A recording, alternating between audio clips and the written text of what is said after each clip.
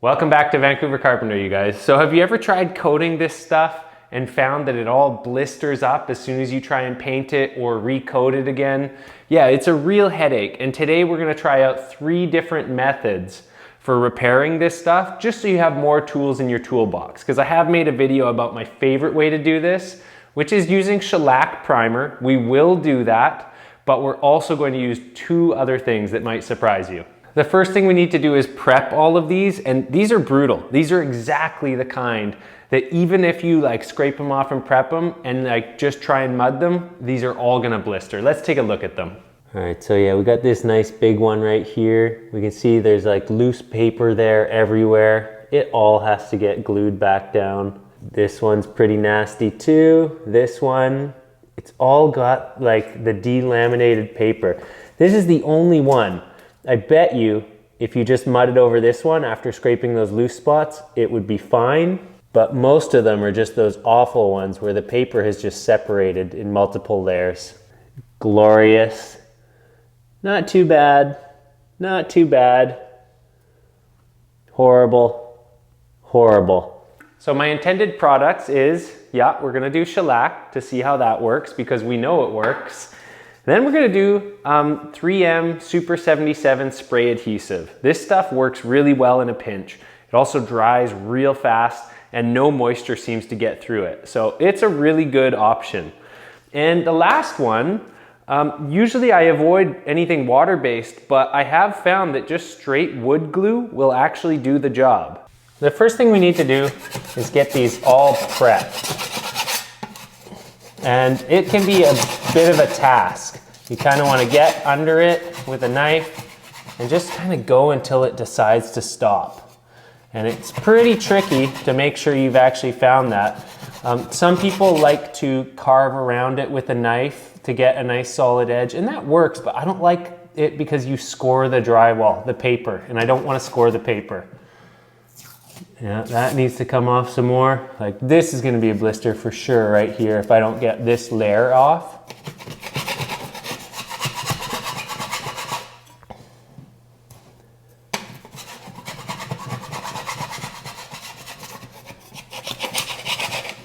It's hard to know where to stop and it always winds up bigger than you expected, which is why using a knife can help. But I think we're just about good there. These edges all seem pretty sound. You just gotta tap on it. And if it sounds hollow, then you have to do more work. If it sounds secure, then it's good. So this is still no good. I can just see it.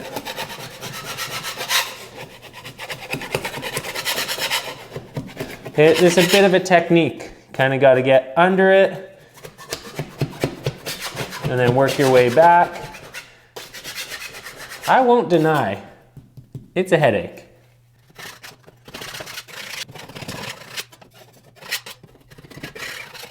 Okay, I think I can live with that. That's good enough.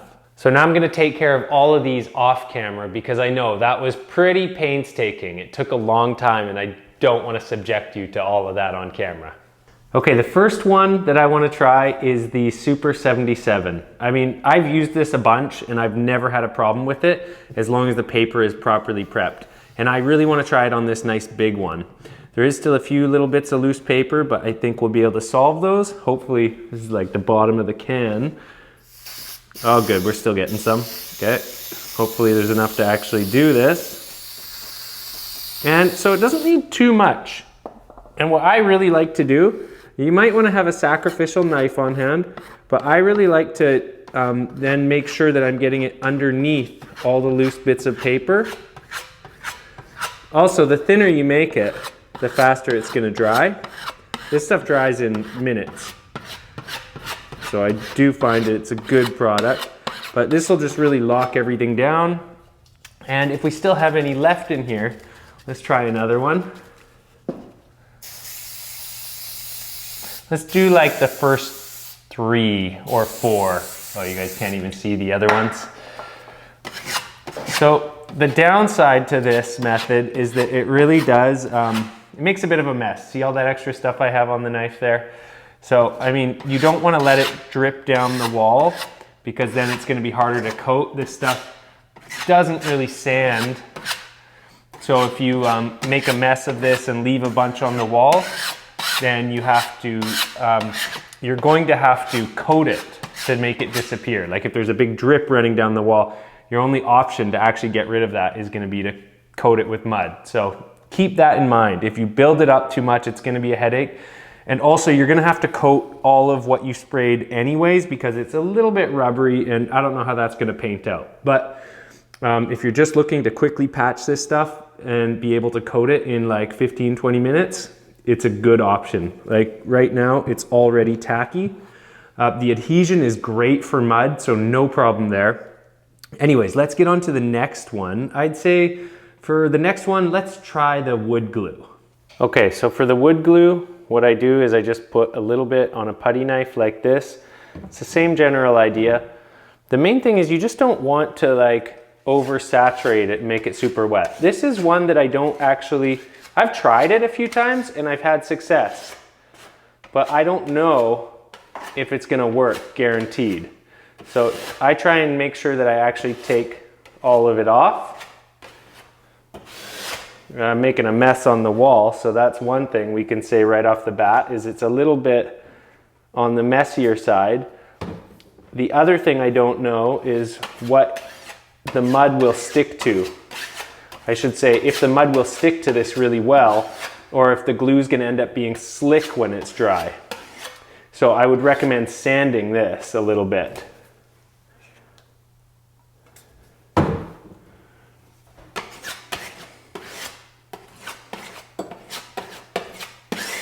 Yeah, the glue is definitely messy. So this is more like if you need to do something in a pinch. But the other thing about the glue is it dries pretty quick, but not right away. There's no chemical drying thing going on here. Like it's not acetone or shellac. So it dries quickly, like quicker than a latex paint, but not really quick. And let's do this one last one with the glue, this big one here, just so that we really can see if it actually worked or not.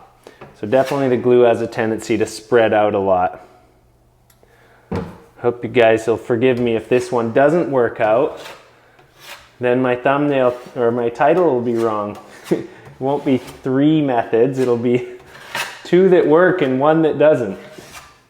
Okay, now let's leave that. And last but definitely not least, we have the bin shellac primer. So a lot of people like to use spray primer for this stuff. And personally, if you're spray priming it, I would still either use like a putty knife or some sort of a brush to wipe it into all the little nooks and crannies. Because you need to glue down all those little loose flaps. If you're just spraying this stuff over top of the paper, it doesn't really saturate and lock stuff down. It just sits on the top of it. So I like to use the stuff in the can, and I will usually roll it on if I have a lot to do. But what you need to know is that whether you're brushing or whether you're rolling, you're gonna be throwing it out after you're done because this stuff dries really fast and you can't clean it up with water. So this is a crusty old brush on its last legs, and let's put it to use. One thing to be aware of is this stuff is like brushing milk. It's so thin. So it's really easy to be messy with it by accident. I want just a little bit more on there. But yeah, this stuff just soaks in. Like it has the consistency and soakability of something like water, which is why it gets in there so well, but then it dries up really fast. And because it's not water-based, it doesn't reactivate whatever the glue is in the drywall paper. Brushing is definitely a nice method for getting this stuff in there into all those nooks and crannies. Okay, so these are all dry now, and there's only one that I'm a little bit concerned about, and I'll show you guys the one I think might fail. This big one seems great. Nothing wrong there. That one seems good. That one's good. It's this little one, and this was a spray adhesive one. Can you guys see this little bit of paper? I think another layer of paper needed to be peeled off of this one. Let's listen to it. I've got my mic right up next to it, and now right here, that could just be the contact cement sticking to my finger, but it sounds kind of hollow to me. Whereas the one next to it Sounds totally solid. The wood glue one is the hardest. This actually is like super hard. Listen to this. The shellac one just sounds like regular drywall. Now a little bit against my better judgment, I'm gonna sand these really quick just to knock down a few of the high spots, but I actually don't want to sand it so much that I get back to the bare paper again. But this one, the gluey one, I kind of wanted to make sure that the glue has just a little bit of a scuff to make sure the mud sticks. Okay, mud time. I got some 20-minute mixed pretty thick so that it, I don't know, just cuz. Do I have to explain everything? I guess I do. That's the YouTube channel. I got it mixed pretty thick so that there's less moisture that's gonna go in here and cause me any grief. Right? If it's really thin and runny, it's more likely to put moisture into any weak spots that are still existing. That's why, you guys. Sorry, I was being too lazy to explain it. So no problem so far. Okay, here's the one that I'm worried about, the suspect one. I'm gonna add just a little bit of extra mud on top of that one. What that might do is just give it a thicker layer that won't bubble as easy. Okay, this is the glue, the wood glue. So it's been about an hour. That's how long I decided to leave everything. And the last wood glue.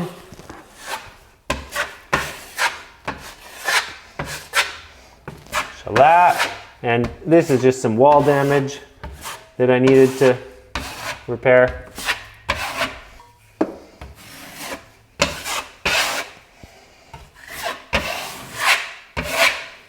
The shellac's for sure the best. The paint goes on so thin, and I already know from past experience that it works.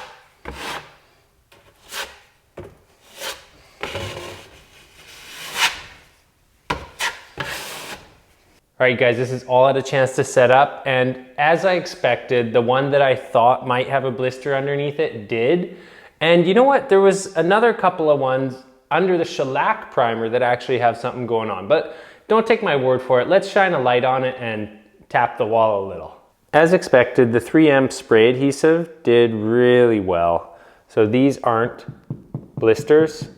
It's just some inconsistencies in the mud, I think. So as you can see, there's nothing really going on here. That sounds good. This one's really good, but this one, very clear we have a blister. Exactly what we don't want to hear. And honestly, all the rest of them are pretty solid. Like, there really isn't much to complain about. This is where we get into the shellac. It's all doing pretty good. I think we have, it's all a little bit right there, but I can't see it, so I don't think it's going to cause me a problem. And nothing there either. So the shellac did well. Okay, now let's not forget though, the wood glue is actually really a shining star in this one. And that was the one that I didn't know how well it would do, but it dried surprisingly fast. It dried really hard. And yeah, it is doing really well. So most people are gonna have wood glue on hand, so it's a really handy, quick solution. But I do need to emphasize, this isn't something I've done all the time. I usually use shellac. So if the wood glue fails, well, I'm sorry. But you know what? If we want to talk about products that claim to do this but fail, we can't not mention guards. I guarantee you there's been so many comments already in this video. What about guards? I've made a whole video about that. I've never had good experiences using guards. It has always made the paper delaminate in way more spots than it should have. We can see though that there is sort of an acceptable failure rate. Like on that one that I did the, what was that, spray adhesive, basically I just couldn't tell that there was another layer of paper that had to be removed. It can be really hard to catch all of it when you have a whole bunch of these to repair. When you're just doing one, whatever. But when you're doing a whole lot of these, it can be hard to miss them. So when you've missed them and you don't want to have to go to cutting it out and scraping it out and doing all that stuff, what can you do? Well, what I usually do is just build the wall up a little more, and as long as it's in a pretty inconspicuous space, it's going to be okay. If it's like, you know, a big ceiling or a well-lit wall, you better carve it out and fix it properly. But in this case, I'm never ever gonna be looking at it again when this is done, so we're just gonna bury it. And if you guys were wondering why I was using these two funny little knives, like this little Ace Hardware knife, it's because all my tools are on a job site right now, so I had to mix up the 20-minute on this piece of plywood. And here I have some straight out of the box. Oh no, this has definitely had some water put into it at some point. I thought this was straight out of the box all purpose, but no, that's been mixed up. So this will be good for coating that. Great. But I'm gonna have to do it two knife style. So first, of course, you're gonna wanna give any of your mud either a quick scrape or a sand. This is Quickset that's kicked off, but it's not actually dry, so the only thing we can do is scrape it. That's what I usually do anyways in this case. And now let's get some of that soupy mud over these patches and see what happens. This is silly having to work like this. But you know what? It can be done.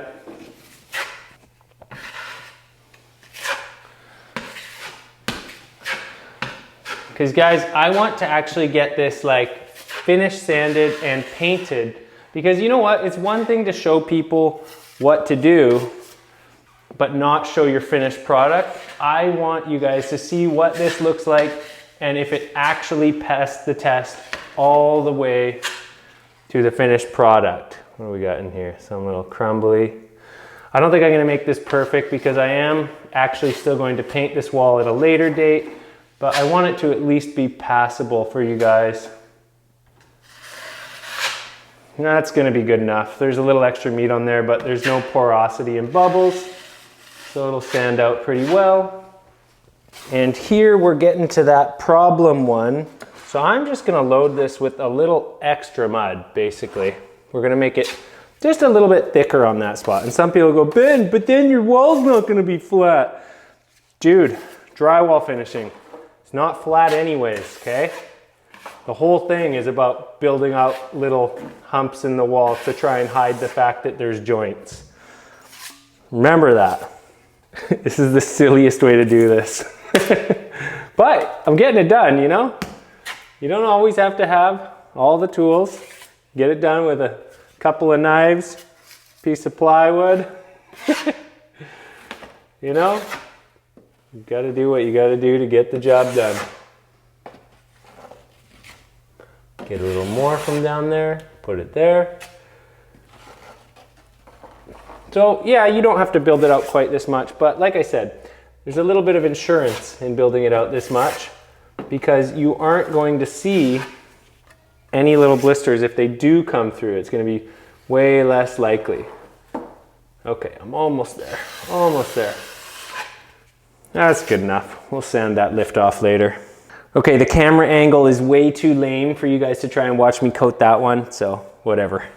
Okay, let's get a look at this, you guys. So, I mean, it's looking pretty good. And that's not as much mud as it looks like on there. I mean, we can still see that through there. Over here, it's a little thicker, like I mentioned.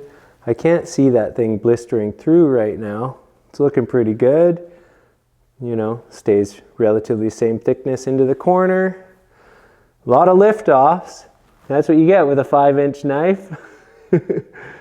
But hey, I'm pretty happy with it.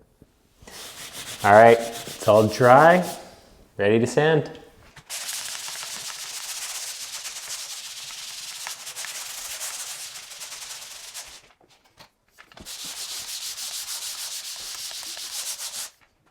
Okay, time for paint.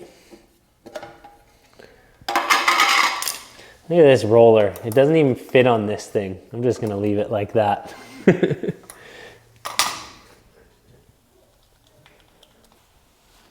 So I'm not necessarily expecting this to be like a perfect finish because I only did one coat of Quickset and then one quick skim. Well, it wasn't exactly a skim, it was pretty loaded. But my point is, this is to illustrate the effectiveness of the sealers, not necessarily my absolutely ideal finishing skills.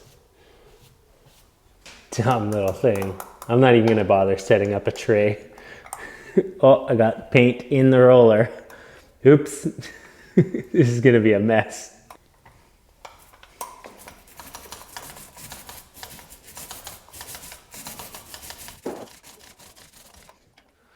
All right, you guys, this is all dried. And now that I don't have the light shining on it, it's looking great. It feels good. Let's check out some of these problem areas and show you how bad of a job that horrible little roller did. Okay, we got the glancing light down the wall. And so first up, this is actually just like a wall defect. It's not a blister. That's just something I didn't skim. I think the patch was further out over this way, but that's looking great. So as we can see, the spray adhesive is awesome. It really did its job. Right here, that is not a blister. That's just something else. Like, it should have basically had a thicker coat of mud to actually make that go away, but it's not a blister. And moving on from that, I am actually trying to find the spot. Wait, there it is. So that's actually where the blister was. I can hear it under there, but I can't see it. And that's because I built it up with like 1/8 of an inch of mud. So sometimes even when you think, oh no, there's a blister and all my work is lost, you know, you can build it up a little bit and hide it again. So that's a little tip for you guys. It's all looking good. So there's nothing to see here at the shellac based repairs. Not sure what this is. That's something on the wall. Like, I can't even find them. This is just, didn't sand enough. How about this? That's something, but I'm not sure what it is. Anyways, overall, I mean, it's looking perfect. Look right into the corner. There's nothing there. It all works. So now you guys have 2 more methods for repairing that torn brown paper. I should say 2 more over top of the one video I already made a long time ago about the shellac. But yeah, I'm super happy about how well all of it worked. So, you know what? Now you have the tools and the know-how to get yourself out of a pinch. And remember that you can build it up a little bit more if you're getting some problem blisters, right? If you can afford to in that spot, which I easily could there, I feathered it down, you know, about 6 inches. You'll never see that. So there's a lot of ways to get the job done. Hopefully this video was useful to you. If it was, you know, feather that like button. And I just want to say thanks for watching Vancouver Carpenter. Hope you guys are doing well, and I hope your project's going awesome. Thanks for watching. Until the next one.